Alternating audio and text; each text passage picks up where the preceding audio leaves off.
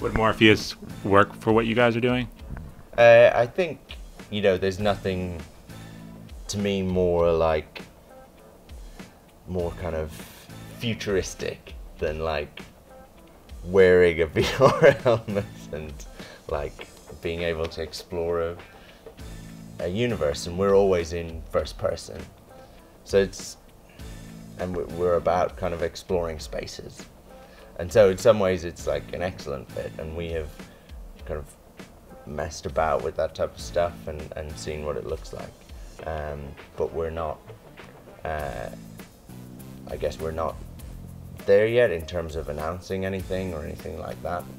But I think it could be a really interesting thing for VR, and it could be a really interesting thing for No Man's Sky. Like, I guess we're just a super small team, and I think most people want us to just focus on the game right now, Can you talk a little about the music and how it does connect to the band that played last night here at PSX? Yeah, it's been a really interesting journey, and it when I say this, it will sound like almost too perfect, and so you won't believe that it happened this way round, but it's just how it is. Like 65 Days with this band that I've always been into, and are genuinely like one of, if not my favorite band kind of thing. And we've always played them in the office quite a bit. But towards the like beginning of a game, normally if I'm like trying to pitch an idea to the guys, I will play some music and I'll be explaining the game, and it sounds enormously cheesy, and it is. And I'll normally like have some little props and things like that. So I remember with Joe Danger, I was like mocking things out with a little toy motorbike, basically. And at the time for Joe Danger, I was playing the music that ended up being the music in the game, kind of thing. And similarly with this, I was like talking to the guys about the game and playing music, and it's this really powerful tool to be able to say, imagine a game set to this music, right?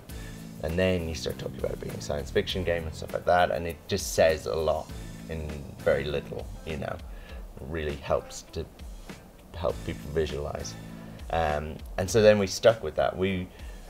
Four of us kind of got together in a little room and started prototyping No Man's Sky, and for that first year, every Friday we would have a review, and we would normally be looking at something like hilariously terrible, right? Like just a cube flying about on screen or whatever.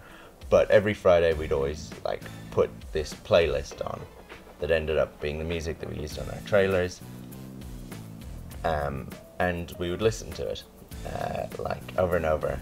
And the rest of the team were in another room next door, and like they were sick of this track. But we would play it and kind of do our little review, and it made what we were doing seem more significant, or you could kind of picture it a bit more. It kind of filled in some of the blanks.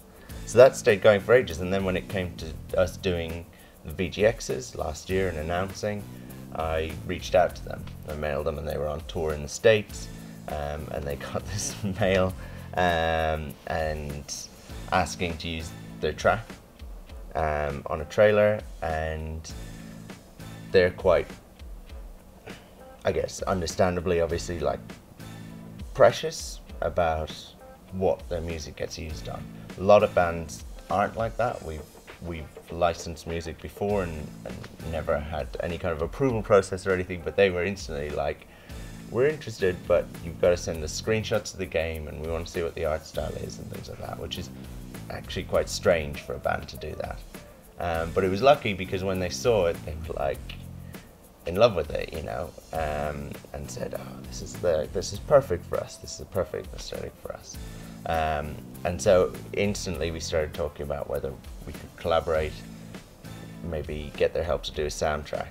But then they started talking about doing a soundtrack album, and they said, "Can you get us just like, a few hours of footage of the game, and then we'll kind of write music to that." And I was like, wow, it's really difficult because I can get you some of the game, but it won't be representative of everything that people will see, you know. And so we started talking about different ways to make the music work. So they're right now writing a new album, and that new album will be like the No Man's Sky album, and there'll be a bunch of tracks on it, right? And those tracks will get played in game at like really significant points, like maybe the first time you get in your ship and fly out into space. It might play one of those tracks in full, right? There are like key moments like that throughout the game. But the rest of the time, we're going to dismantle that album, break it up into little bits, into like, literally into like chords and instruments and things, and then play it back generatively to create a kind of a soundscape, you know, that will be different all the time, and it will be different on different planets, and it will be different kind of throughout. It will be like background music. You're not going to suddenly hear like you know,